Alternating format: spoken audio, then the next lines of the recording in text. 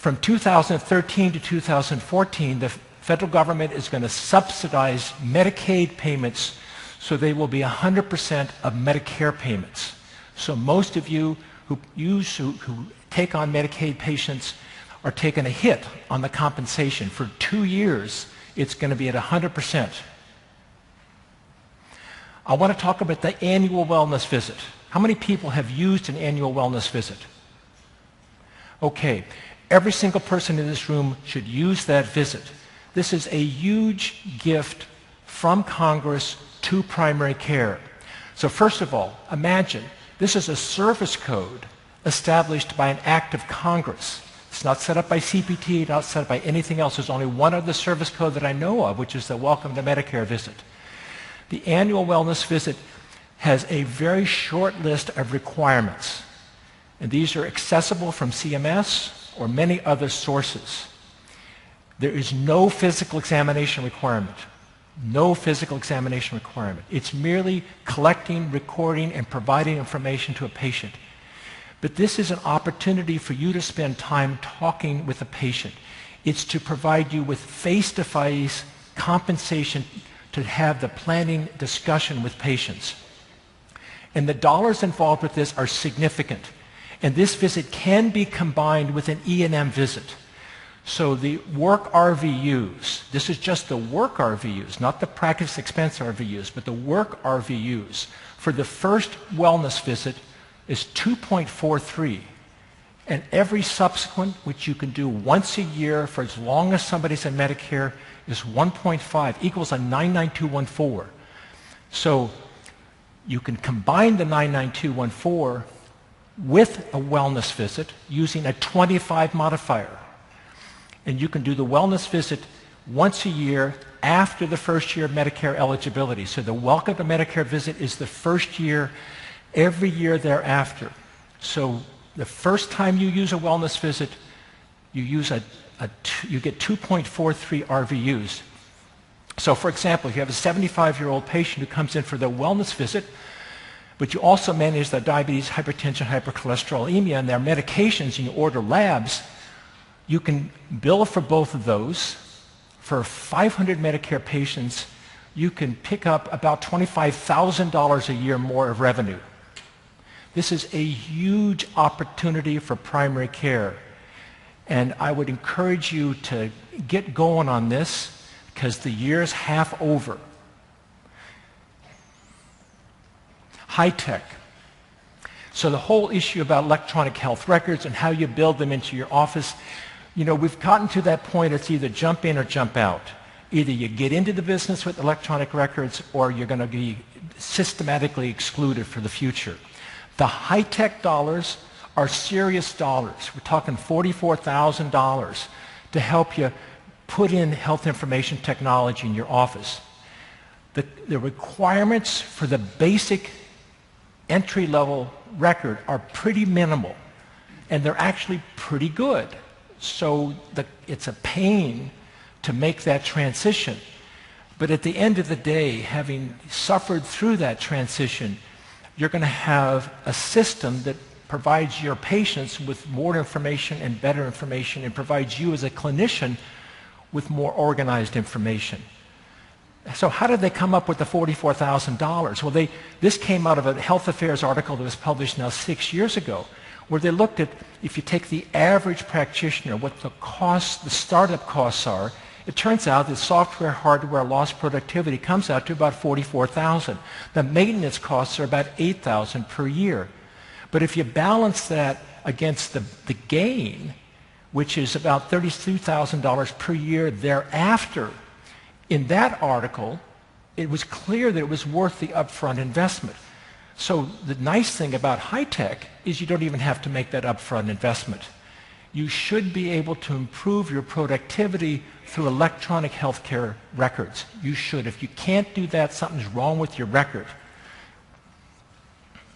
A lot of talk about the medical home. Now, the medical home is still very much a work in progress. In fact, most of you who are in primary care clinical practice probably roll your eyes and say, what are these guys talking about? I've been doing this stuff for years. But it's definitely to our advantage as primary care practitioners, as clinicians, to have this discussion going on. The Affordable Care Act says the Secretary of Health, Education, and Welfare will establish grants to community-based, interdisciplinary professional teams supporting primary care practices, coordinate, provide, access high-quality primary care. That's an act of Congress telling the Secretary of HHS to put some money into primary care practice innovation. And what they're looking for is patient-centered, comprehensive, coordinated, accessible, system-based. You know, that's pretty good, really. You know, it sounds like a little bit of a buzz thing, but frankly, what this is all about is stuff that I think all of us can endorse. And if you don't like the medical home terminology, then call yourself an advanced primary care practice, which actually I prefer as language to the medical home, because the medical home has a lot of ambiguity to it. The lay community is getting fired up about primary care. So this is the Patient-Centered Primary Care Collaborative, which has providers, purchasers, payers, and patient representative groups. This is a national umbrella organization, a coalition of employers, consumer groups, and stakeholders who have joined with organizations representing primary care physicians and other stakeholders to advance the patient-centered medical home. The economic sector, the manufacturing sector, the financial sector is kind of waking up to the value of primary care, and they're coming together to be advocates for primary care. So can we meet this challenge? And this gets back to the argument I'm going to make, because the we is us. It's those of us who practice primary care. So let's take a moment and reflect on who we are as people that we bring to our work. So first of all, I think we enjoy our autonomy and our independence. I think the clinical decision-making process that we do on a moment-to-moment, day-to-day, encounter-to-encounter basis with our patients is really what animates us. If you look at how physicians choose to practice, many of them like to practice in small groups, and this is particularly true in the New York metropolitan area, where people just like to have that local control. Second important point, people talk about the time pressures and primary care patients getting in and out of the office too fast. In fact, that's actually wrong. If you look at what's happened in the time that you spend with your clinical care, it's actually expanded over the last 8 years or so. So you guys do what needs to be done. So when we talk about the increased demands of each of those three conditions, you spend extra time with your patients. You do the work that needs to be done at your own expense, I would say, in most cases. So now we're going to get to the wrap-up here. How can I, and that's you, make a difference? Where can I begin?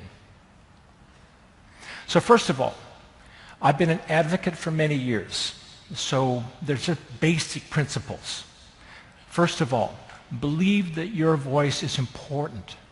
If you think you're unimportant, then you're not going to get anything done.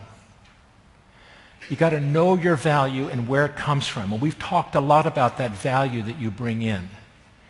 You need to figure out how to work with other people, and you need to be positive, and you need to celebrate every little step forward, because there are going to be plenty of steps backwards. So the three-legged stool of primary care reform: pipeline reform, getting more residents, students interested; practice reform, making our world better to work in; and payment reform. So first of all, get to work and do your mentoring. You find students, you find those who are interested, I don't care who they are, but you talk to them about the work you do. You're constantly recruiting. So here's a story. I have a couple. Their daughter is a senior at Tufts College in Boston, Medford. And they say, you know, our daughter's interested in going to medical school. I said, great, let me talk to her. So she comes in and we talk, and I say, well, let me read your essays.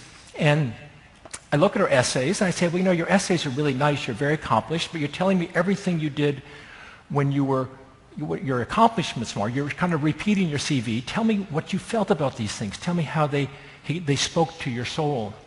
So she rewrote her essays. So she sent her off her application to the University of Massachusetts. So then I get a note from her saying that they've asked me to come back for an interview because they want to see if she should be a part of the early decision. So there are about 200 kids who are asked to come back for, like, I think 5 or 10 early decision slots. I said, great. So I said, let's do a mock interview. So we sat there, and she's just really great. But she wouldn't look at me. She looked at the ceiling, she looked at the floor, she looked at the walls, but she wouldn't look at me. I said, you've got to look at me. You don't have to look at me all the time, but make some eye contact, because it really does make a difference. People kind of feel more comfortable with you. So she then went off to her interview, and she got accepted. And it was just really cool. And it was no big deal. It was no big deal. A small amount of time, a little investment. And she starts school in August. Be the best you can be. You know, part of that identity thing is figure out what it is about this world that you really feel animates you. Is it the science, the mystery, the magics? Is it how you get your stories? Is it how you record your stories, how you connect with people? Become visible. Don't be an unrecognizable physician. Be a visible physician. This is David Hayden, who's a general internist, Worcester. He works as a doctor, but he also coaches. So he lives out there. People recognize him as a doctor coach. He lives in his community. Find an organization. Find people that are like you. I can tell you that my work over the last 15 years has really brought me wonderful connections with colleagues literally all over the country. And it's not just joining an organization, it's becoming part of a committee or a subcommittee or listening on a conference call. And it takes a long time to build your own knowledge base. But if you stay with it year after year after year, you meet people and it rewards you and it reinforces you and it helps the collective future. We got to end the negativity. The culture of negativity in medical school is horrible. And it starts from the very first year. This is year 1, 2, 3, 4. The number of students have heard negative comments that are passed in the culture. My colleague Frank Domino, a family physician at University of Mass, the most negative comments about family medicine come from the family practitioners. You know, button it up. And that seems a little tough, but I can tell you, we have got to present a more positive face to the students, to the residents, to those that we work with, to one another, because it's a very dispirited world that we've created, and we've got to change that. At Harvard, the students have gotten together and created this thing called Primary Care Progress. It's a student-generated rebirth of primary care. There's some incredibly interesting things going on in schools throughout the country. The younger people are starting to come alive about primary care. The match gave us some hope, 11% increase in family medicine. There's still a lot of unmatched family medicine slots. There's a slight increase in internal medicine, but we don't know whether that's going to translate into primary care. So there's the beginnings of stuff going on. There's a simmering going out there. That's the pipeline. Let's talk about the practice. Practice is about finding that world and making sure it works for you. And this is incredibly important to you personally. You need to break it out and just take a moment and make sure that your world is as good as you can possibly make it. Schedule a little time to just kind of do things differently. Rearrange your office, clean up your office, sit in your patient's chair and look at what it looks like to be in their seat. Change your computer configuration so you can look at the patient and look at your screen at the same time. Get the line of sight thing sorted out. Know the birth dates and the celebration moments for every single person in your office. Go to a colleague's office and watch him or her practice, and then have somebody come in and watch you practice